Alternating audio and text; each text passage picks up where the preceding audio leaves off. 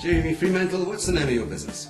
It's a recreational cooking school. Its name's African Relish, and we're based in Prince Albert. Why Prince Albert? It's I suppose, a place that's a little bit off the beaten track. It's not the obvious Franschhoek, Stellenbosch tourism destination. And it also has a wonderful history and an emerging culinary heritage that people are discovering. Some people are starting to refer to Prince Albert as the new Franschhoek, which is a title. A bit of an insult. I mean, you're way ahead of We'll gladly borrow the title until we've earned our stripes. But I would say, having just spent a weekend here on the Spice Girls weekend learning about Indian cooking, that you've earned your stripes. Well, thanks. What we're trying to do for visitors and guests to African Relish particularly, but Prince Albert in a broader sense, is to really share with them the wonderful wealth and depth of our culinary heritage, and which is not very well known in terms of how it developed over the centuries. When you talk about our culinary heritage, you mean South Africa? South Africa. And that's quite interesting because your executive chef is Indian, you're half English, half Afrikaans. Yeah. You've got a partner. Is he also a cook? Philip Key is my partner. He lives in Cape Town and he runs a film production company.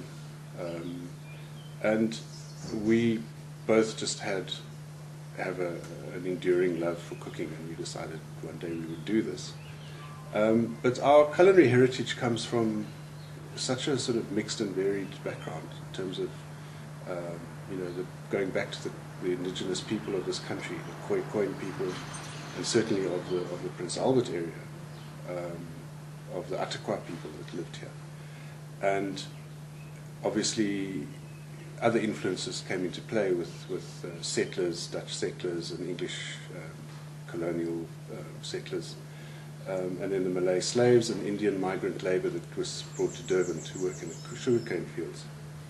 And hence Vani Padiachi, our executive chef, brings her South African Indian heritage to that. And as she rightly points out, Indian heritage or Indian cooking, as we know it in South Africa, differs quite a lot from cooking in India or cuisine in India, because it's taken on certain traditions and nuances of the South African diaspora. So it's a completely different thing and that's what I find so fascinating about what we generally term South African food or South African cuisine, is that it takes on all these influences that we've inherited over the millennia, but everything has sort of been adopted and molded into a South African, has a South African flavour. So the easiest way to describe it. Our experience here at the Spice Girls weekend started on Friday with a ghost tour of Prince Albert with Elsa Tudhope, which was a lot of fun. And we were lucky enough to see the kids parading their dance, matric dance costumes for the old people in the old house, which is apparently only a Prince Albert tradition. It's absolutely incredible, and the first time I experienced it, to see a community that embraces the local school's matric farewell was quite touching in a way. I mean, they all parade and show off their finery to the villagers, and then the tradition is that they always go to the local huis kweekvallei, which is the old age home, and they go and chat to the ooms and tannies there and tell them about their boyfriend or their date, and the old folk wish them well and tell them to work hard and not party too hard. They tell them old people's things. Yeah. It's a wonderful tradition.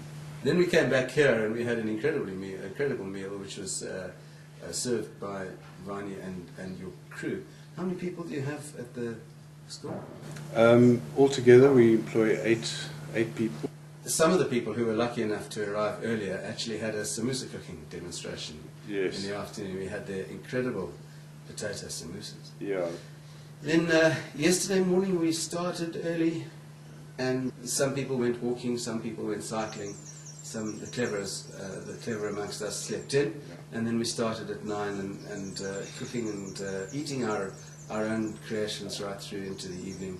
And then this morning, some of the people went on.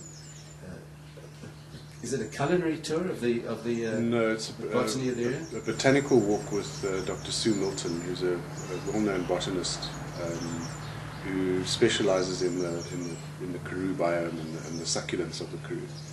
And she takes our guests on a 2-hour ramble through a piece of felt farm that they own. And she just opens our eyes to all the little microorganisms that we walk past blindly because we don't understand what they are. And she opens up a whole new world to us, which is absolutely fascinating. And then back here for a breakfast and a demonstration of cooking hollandaise sauce and poached eggs and chili bites and things like that. And then everybody went home. Is this the typical itinerary for a weekend at the school? It's proving to be the most popular, mainly because it's centered around a weekend. So for South Africans, it's easier to get away over a weekend for obvious reasons. And the most popular sort of duration is proving to be 2 to 3 nights and 3 to 4 days. You don't only teach about the use of spice in Indian cooking. You teach all kinds of. Do you have standard courses that you do, or do you design the courses as they go? We design courses according to just general research we do.